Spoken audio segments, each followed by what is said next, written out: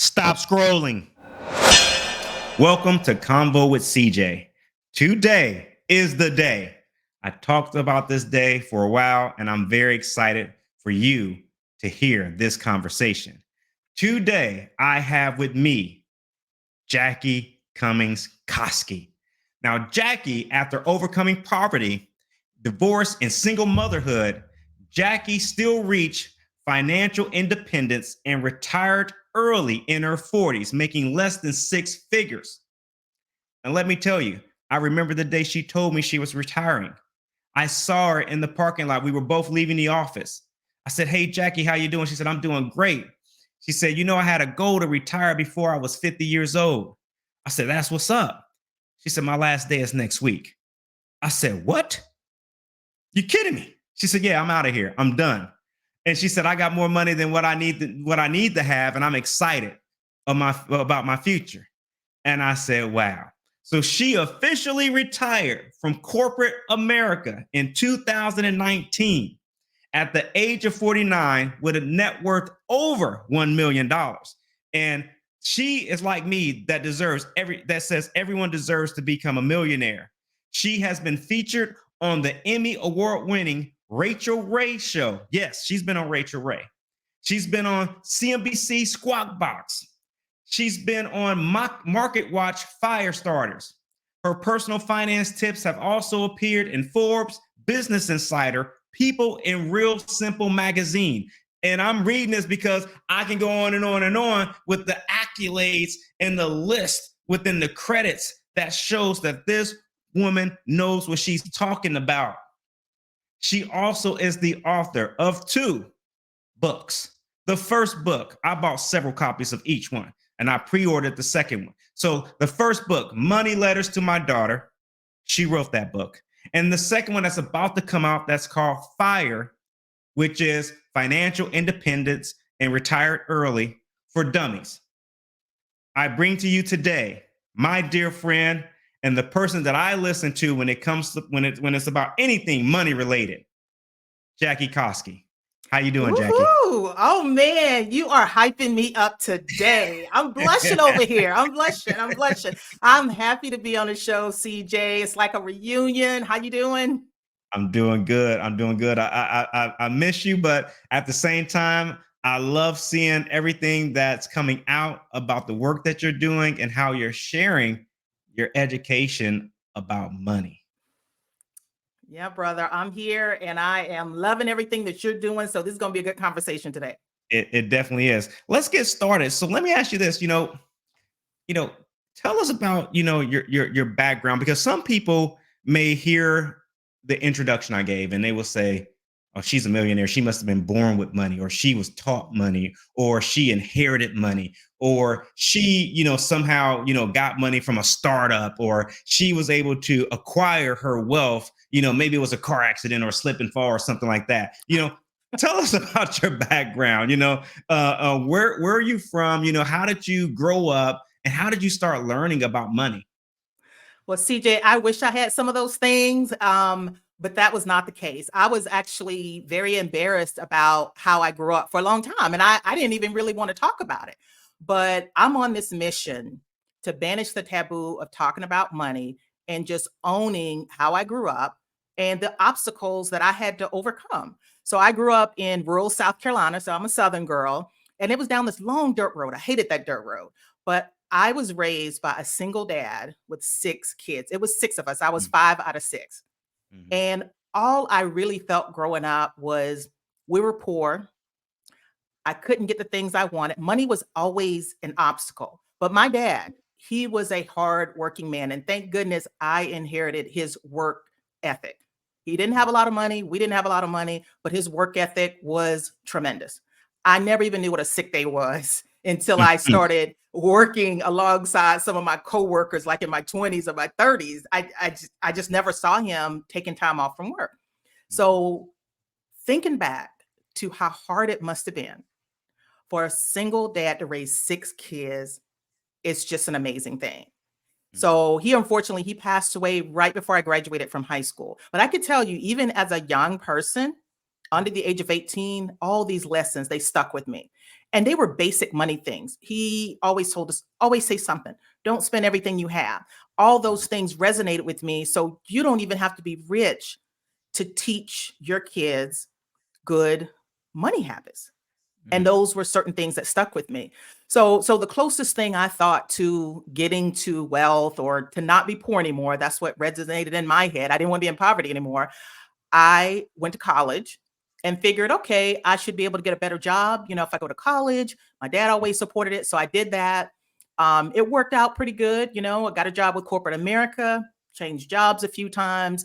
And then finally, my last career was where we worked together at mhm, LexisNexis. I was there for 20 years. I don't know how long you was there, but probably near as long. But mhm, as I'm doing all this, one big thing that happened that changed my world was that I'd gotten married and had a daughter. You met my daughter. Her name is Amber. mhm, And I was married for about 12 years and ended up getting a divorce. And one of the big things that stuck with me, I mean, this wake up moment was when during the divorce, we looked at both of the retirement accounts. I had $20,000 in my retirement account and I was in my 30s. So I thought that was pretty good. Right. But in mhm, his 401k, he had $120,000. And mm, I was just blown away. I felt so financially ignorant. We never looked at accounts together. I had no idea what was even in my 401k. It didn't even feel like my money because I couldn't use it until I was a certain age. So it was just mhm, out of my mind. mhm, So that was the moment. That was my wake up call where I said, you know what? I never want to feel this financially ignorant again. And a lot of times it's those big mistakes or those big lessons that we learn that mhm, wakes us up and says, okay, I got to do something different. And that's what it was for me. So that started my journey on learning about money, and as I was going along, yeah, there was a lot of new. It was scary. I was worried a lot, wanting to make mhm, sure I was okay, my daughter was okay. I had that resounding message in my head that I did not want to be poor again, but mhm, it started to get better as I acted on my curiosity. I was very curious about investing. I was mhm, curious about how do I get my finances right when I see all these other people, doing so well. mhm, And from then on, it just went up and up and up. As I learned more, I wanted more. And that's mhm, how you grow. That's how you compound your own talents, your own knowledge, your own mhm, education. And mhm. that's what brought me here today, really. Wow. You know, that's really really rich, and you're taking me down memory lane because you and I've talked several times. You always give me good tidbits on money and understanding things, and I appreciate that. I want to ask you, what was it about stocks and investment that you said that's where I want to spend more time to learn? I mean, was it the 401k situation, or was it that you knew that 401ks are made up of different bundles of stocks and companies and things of that nature? And you said, well, maybe I'll step into this arena to learn a little bit more. Yeah. So most people that start to learn about the finances, they don't really start with the stock market. But I did. So I kind of did it backwards. Most people start with, budgeting and things like that. And growing up in poverty, one thing you learn how to do is budget. So I kind of Hmm. had that under control. But I think, back it was around 1999 where any single stock you invested in that had .com at the end of the name of the company did well. And then there was the tech bubble, you know. Hmm. And so I lost money. But the good thing, so that sort of gave me my first interest in owning a company, kind of seeing how it worked, except I didn't know what the hell I was doing, right? Hmm. But Hmm. luckily I didn't hardly have any money. I think I might have had like $1,000 that I invested in, got an E-Trade account. And me and my husband at the time was, just trying to figure it out. The only good thing was that I didn't have a lot of money to invest, but I learned a lesson. The stock that I bought, I think I remember still, was salon.com. It's probably not even around anymore. Went to almost nothing. So that $1,000 went to about Uh-huh. $80. I'm like, okay, we can go buy dinner or something. But I learned a great lesson about one, I still like the idea of investing in stocks. I just didn't know what I was doing. And then Mhm. two, it gave me the reality that you don't always win.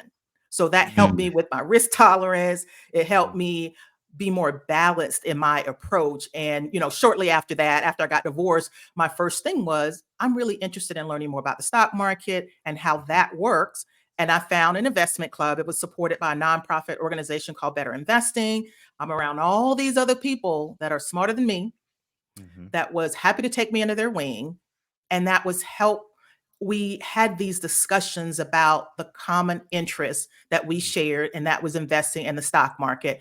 And only after I learned all of that did I go back and say, wait a minute, I should be maxing out my 401k because that's going to grow too, as long as I'm Mm-hmm. invested in stocks. And except it wasn't single stocks, it was index funds, which, turned out that you don't have to do all or one, right? So I was doing my individual stock portfolio, my own little thing, and I was invested in just straight up index funds through my 401k. And then I started looking at any other tax advantage accounts because the tax piece, that's yet another bonus in my head. So 401k, my Roth IRA, my health savings account. I learned early on you can invest in that. And by the time I started sort of putting the picture together, it was really starting to add up. Wow. You talked about better investing, and remember, better investing. They were meeting at one point at a library, public library, Yep. where you can go in, introduce yourself. They would teach you some of the fundamentals. How did how did that feel? I mean, for you, the investment in yourself was you were giving up, a couple hours of your Saturday because you would have to drive there. It's 30, 40 minutes for you. She lived 30, 40 minutes away from the library. Then you're sitting in a meeting for 2 hours on a Saturday, and tell me about those early days. How did you overcome those? I'm still trying to figure it out. Like, when do I jump in? When do I put money into the pot? How do I know that this is the right decision to make? I'm not making that much money at the time. I got my daughter as well as right. Talk to me about those early days. How did you keep the faith to go forward, building up the courage to say, okay, you know what? I'm going to do it. Yeah. CJ, I think the biggest part of that was to follow your curiosities and your interests. Yes, I was giving up one Saturday a month for about 2 hours, maybe even a little bit more, as we had to, do analysis on the stock that we followed and things like that. But I stuck with it because I was so interested in it.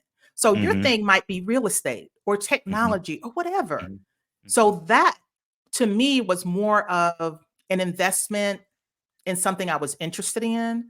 mm-hmm, And it was, I guess, sort of it initially, I guess I thought it was more of a hobby, but I liked it. And I mm-hmm, never had any issue with driving 30 minutes. I never mm-hmm, had an issue with spending time with these people that turned out to be some of the smartest people I know. And they were mm-hmm, very friendly and embracing me. And I guess I love the idea. There's so many crazy investment things out there, but I love the idea that this is a nonprofit organization. This particular investment club was called a model club, meaning that it was open to the public. So I went several times just to observe and see what was going on. And that's when it reminded me I learned so much more when I listen more than I talk. So as an observer, I was able to capture so many things that just sort of fed my desire to learn even more and to be a part of the club. I've since, been very involved in the organization. I was in that club for probably over 11, 12 years. And all the other personal finance things that I did, particularly around investing, probably started when the seed was planted in learning about investments in that club, because we talked about so much more. And it was about education and how I could apply what I was learning to other parts of my life. So it became easy after a while, and these became some of my dear friends that I still talk to. And one thing did stick with me. I remember I was the youngest person in the club, and just about everybody else was older than me. Many of them were retired, but they were smart people, CPAs. There was an attorney or whatever. But the interesting part, or the thing that I thought in my head was like, it's too bad that it seems like people don't start thinking about their money until they're much older. Now that mm-hmm. has shifted over about the last 10 years, but I did note that most people in the club were close to retirement or already in retirement. Mm. Interesting. Yep. Stop scrolling. I got a successful tip, and it's a game changer. I have coaches. I have a coach for business. I have a coach for fitness. I have a coach for meditation. And I also have a spiritual coach. Why do I have all these coaches? I have these coaches because success isn't a solo journey. A coach propels you forward faster and helps you achieve your goals in less time. Now, I tried to do this all by myself. I was making progress, but I was lacking velocity. Then I found a coach. I trusted, put in the work, and witnessed the transformation. Discipline, accountability, and guidance lifted me higher. A coach truly unlocked my potential. Now it's your turn. Who's your coach? If you don't have one, you better get one. Find a coach who supports, believes, and challenges you. Investing in myself, hiring a coach, was the ultimate game changer in my life. Get you a coach. I got one. Peace. Stop scrolling. Yep. Interesting. It's good analysis on that. I also hear that what you were saying, because in the presentations, that's how you learn, like you said, listening, right? And so you were hearing how they would fundamentally break down a stock and look at, different metrics that were levers for them to say, well, I agree within the club that we should move forward in it and invest in this particular stock for these reasons. And then you will hear the other side where they would say, well, I'm not sure because of these reasons. And then, what would happen next? What would happen next? And so I think that was a great, just foundation to learn from. Can you talk about, you know, how delayed gratification, how were you able to get beyond that? Because I know that, when I started to invest, you see your investment, and you made, like you said, let's just use simple numbers. You may have $100 and you're like, wow, tomorrow comes, I still don't see another $100, right? I may see, I may be happy. You should be happy. You see $105, right? But it doesn't work that way. It may fluctuate. And then all of a sudden you look back in 5 years, you're like, whoa, this went from $100 and it went to, $200 or $250, right? Or something like that, right? Talk about how did you overcome delayed gratification, understanding that, that I have to understand what delayed gratification is, that what I'm doing today, I will see the fruit of that labor tomorrow. And I have to be disciplined in that approach. Yeah, I think one of the first ways I learned about delayed gratification was growing up in poverty because, that was always the reason. Like, you can't do this, or you're going to have to wait till it's back to school time to get new clothes. You're going to have to wait. You're going to have to wait. So maybe that helped me out a little bit, but I get what you're saying. And I get that feedback all the time because I work with a lot of high school and college kids as well, where they do want that immediate gratification. And I just always look at the bigger picture. And I learned that when you look at wealthy people versus poor people, or people that stay wealthy their whole life, or poor their whole life, sometimes there's a mental aspect of that where I know when I started going towards wealth, I had to think longer term. Hmm. I didn't want to get stuck on, oh, how do I pay the bill tomorrow? I wanted to see the big picture and say, this is what this investment will look like 5 years from now. And how do I even know that? Because, I've done some research. I know how stocks perform. They're going to go up and down, but in the long term, they're going to be up. So I enjoy doing a net worth statement and looking at my investments and seeing them grow, but also go down, knowing that that's reality. I was in accumulation mode. So actually, when I saw it go down, I twisted my thinking a little bit where I'm like, okay, the money that I'm putting in now, I'm dollar cost averaging out of my 401k or in the investment Hmm. club. I'm Hmm. buying it at a little bit lower amount. So that was one thing. And when my first net worth statement, I didn't even do until I was 38, CJ. I don't know if you keep up with a net worth statement, but it was the most powerful exercise I had ever done with my finances because I got to see everything that's going on. My assets, things like my home equity, my 401k, my investment accounts, and then deduct, what debts I have, my liability. So, if I have a car loan, if I had any credit card debt, student Mhm. loan, all that gets deducted. So as I'm doing this, luckily I had very little debt at that point, which was another lesson I learned from my dad. But I was keeping up when I first started doing my net worth statement.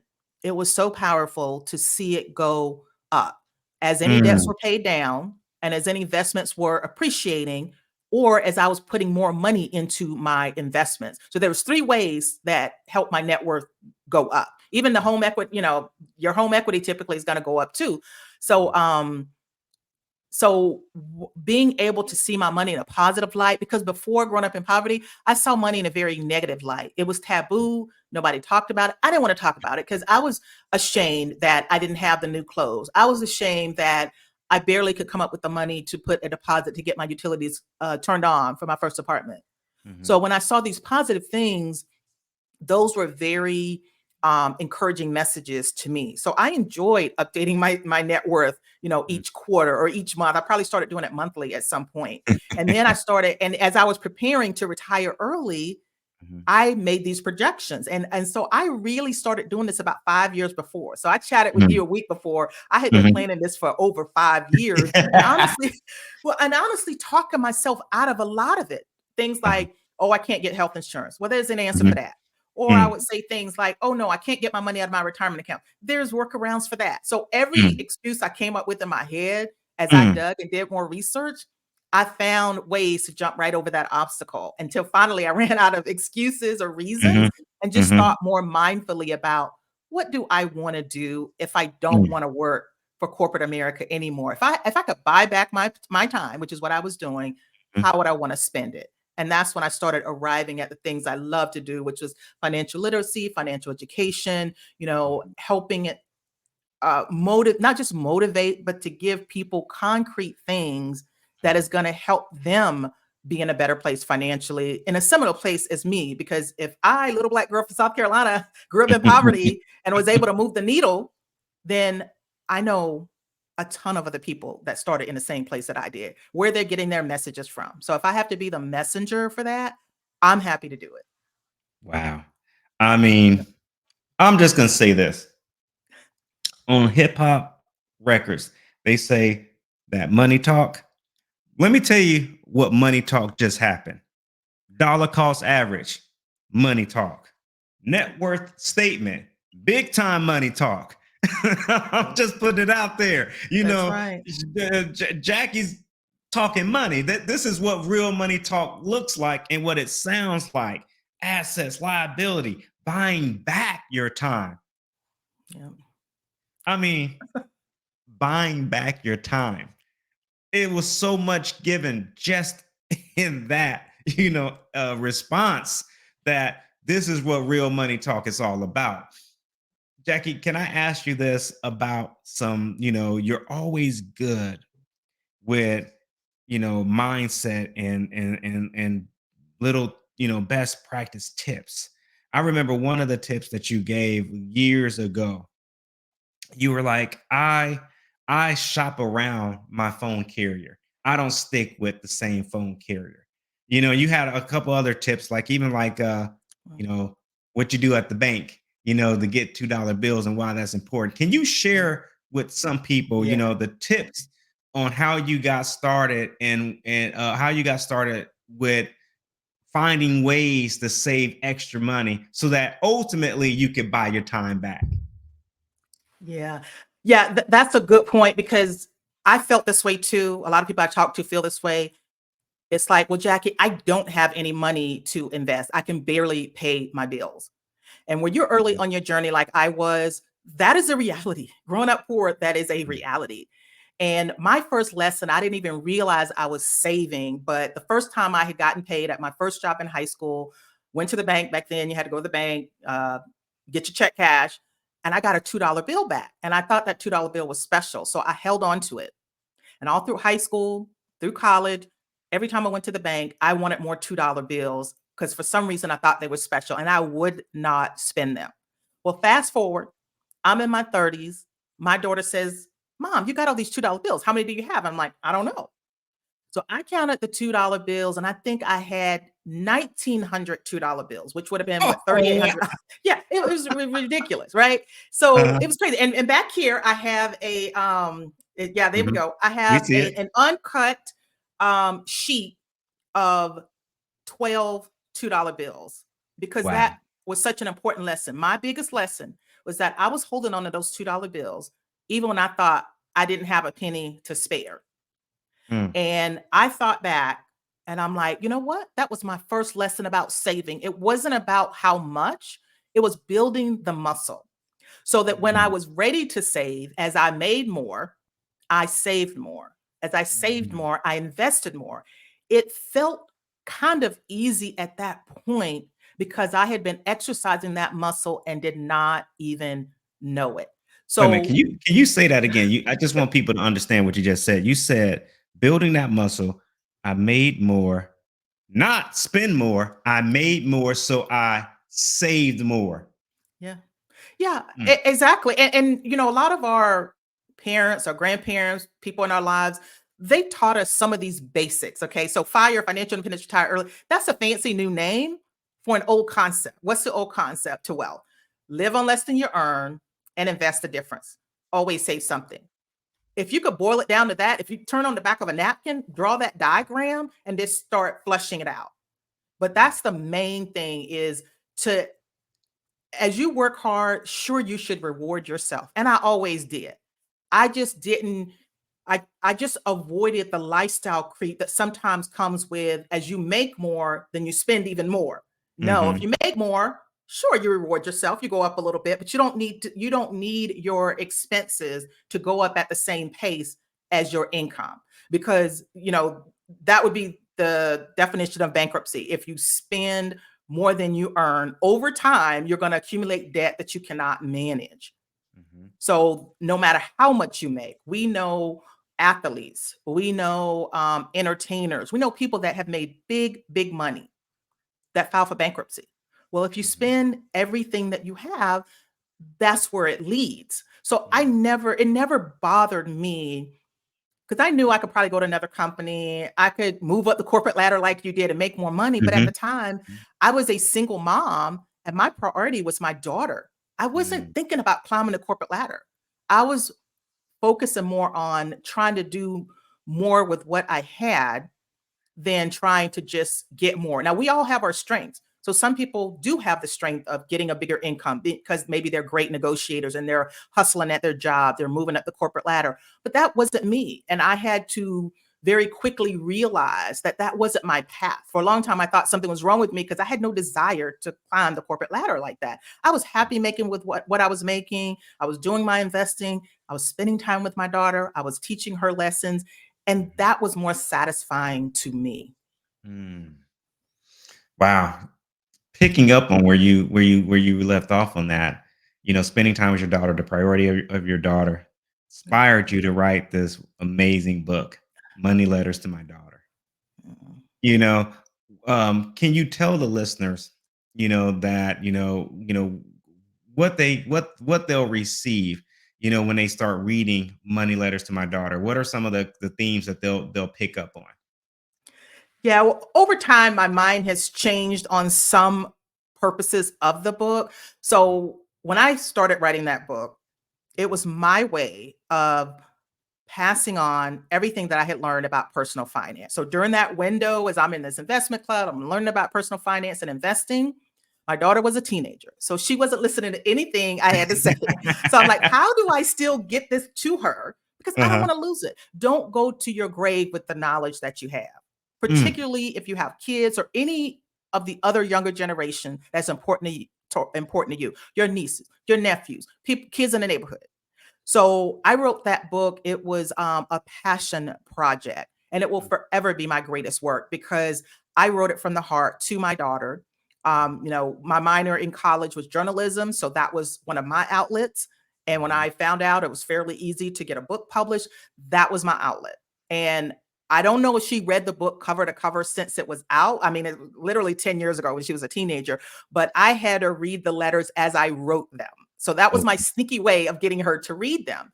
Mhm. And it made a huge difference over time that she was reading this. not only that, but she was watching mom writing these letters, Mhm. reading them for me, and me running all these things past her. So when we are teaching our kids or teaching anyone else about something, it doesn't always have to be a lecture. They learn a lot from observing, from Mm, seeing and watching what you're doing. So the way that I see the book today, again, it was 10 years ago, so some of the fundamentals are still the same, but I wish that every parent or every adult that has learned lessons about money or whatever topic that's important to them, is there any way to somehow share that message and memorialize what you have learned and pass it on to others? That might be a podcast, that might be YouTube, that might be some audio file, a book, whatever way, find a way to like share your message and share your knowledge. So if every parent would write that same money letters to my daughter or money letters to my son or whatever, that's what I would like to see. Use it as a little bit of inspiration to say, okay, how can I share these lessons and these things that I have learned? As a teenager, they might not grasp it as quickly or as much as you want, but as they get older, it will have an impact. I'm just so shocked when I get back some of the things that she learned. A lot of it's not even things that I was trying to teach her, but mm, I've just been amazed. So that will mm. forever be my greatest project, my greatest work. That's fantastic. And since that book was published, you retired. You're a CFP and master in financial planning and financial therapy, master's degree.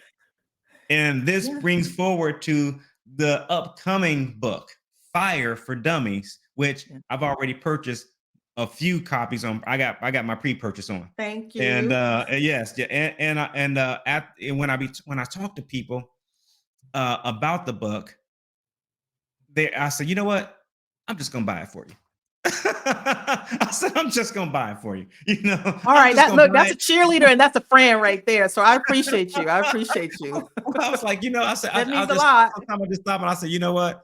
I'm gonna buy the book I'll just buy the book for you because I want you to get this blessing. Because Yeah. if she did it, she, like you said, everyone can achieve what you achieve. So, what, give us a sense without stealing, without giving us everything, what we can expect from, you started with money letters to my daughter, like you said, now you got this education and you got 10 years of wisdom, or more wisdom, you're retired. What can we expect with Fire for Dummies? Yeah, thank you for the support, man. That means a lot. I'm a huge supporter of yours too. So the book that's coming out, Fire for Dummies, and it's with Wiley's, which is one of the big five publishers. And the For Dummies brand is very well known. It's the yellow and black. And when I was approached with this project, there were a few reasons why it attracted me. One, the reputation of Wiley, obviously, but this Fire, Financial Independence, Retire Early, it's a fun, cool name, right? But it is something that can be accessible to everyone, and it's really not new. I just feel like sometimes when some of this finance stuff is explained, it's explained in a very complex way with 10-letter words, and people tune out really quick. So I am like waving people in with this book to say, look, let me break it down and explain some of these concepts so that you can grasp them quicker and utilize them in your life's situation. Mm, I don't really like using a ton of acronyms. I don't need to use a 10-letter word. I remember when my daughter, and she, of course, is one of the readers I have in mind. It's like if I can't explain it to her and she understands it, then I need to reword it. But mhm. she is in my head all the time in terms of if I would say something complex and then I'll explain it in 3 words, she'll say, well, "Why didn't you just say that?" I'm like, "Okay."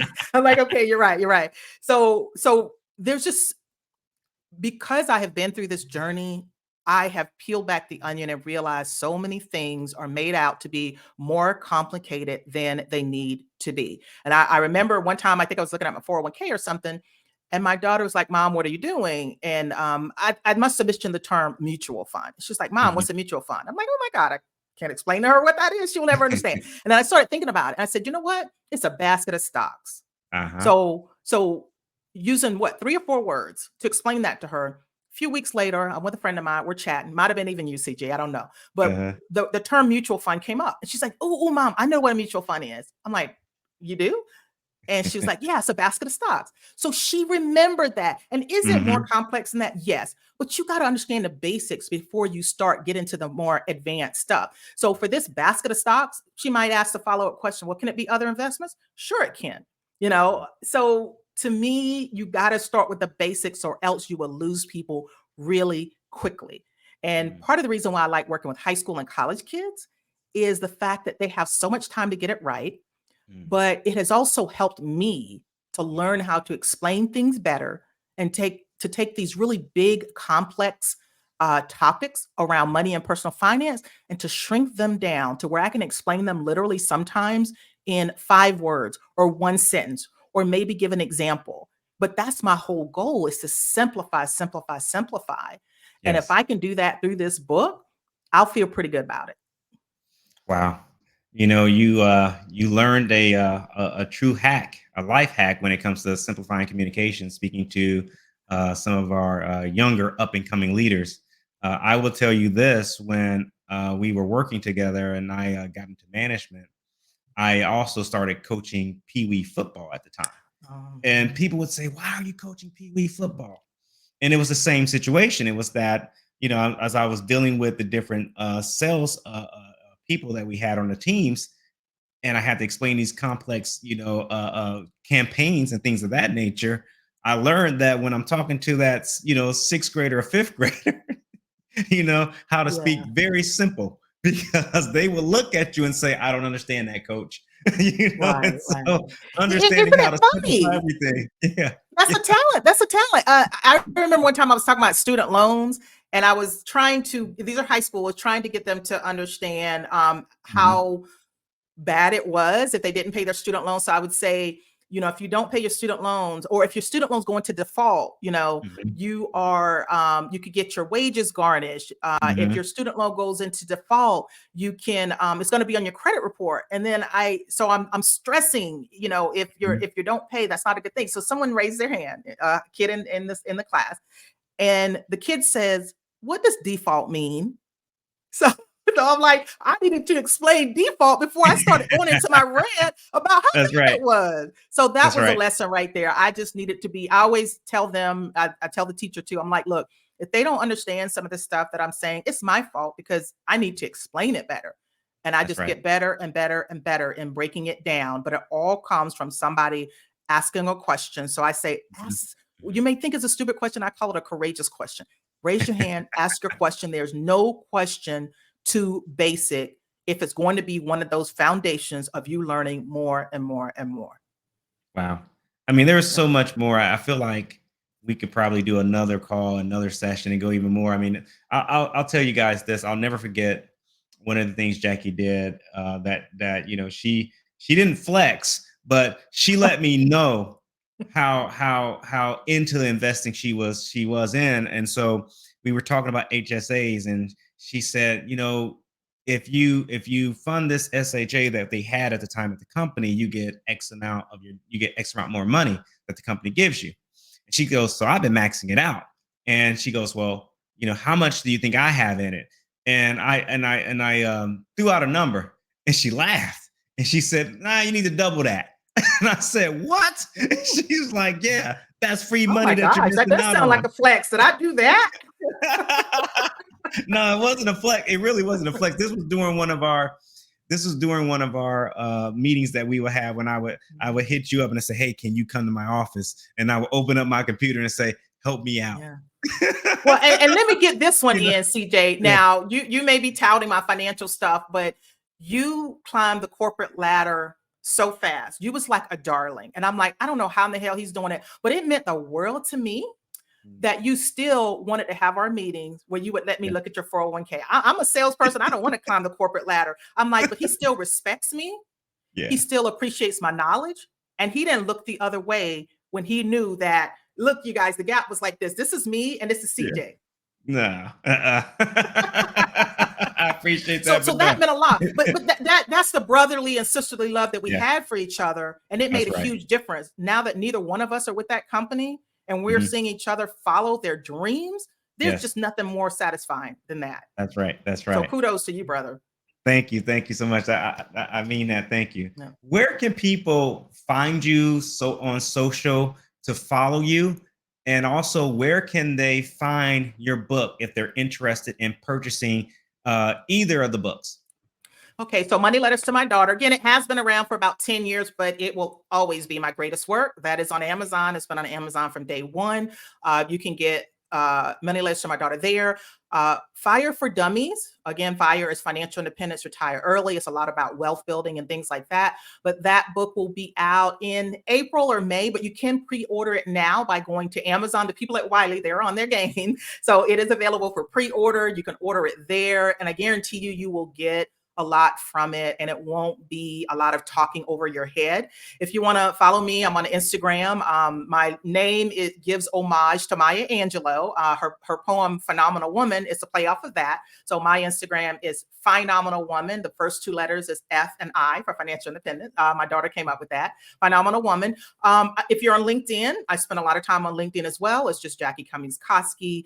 And I look forward to connecting to you. And CJ, it was an honor spending the time with you. This meant a lot for us to have this conversation and catch up. I love what you're doing. So it's just nothing but up from here. That's right. Thank you so much for joining this conversation, Jackie. And thank you guys for listening to another conversation with CJ.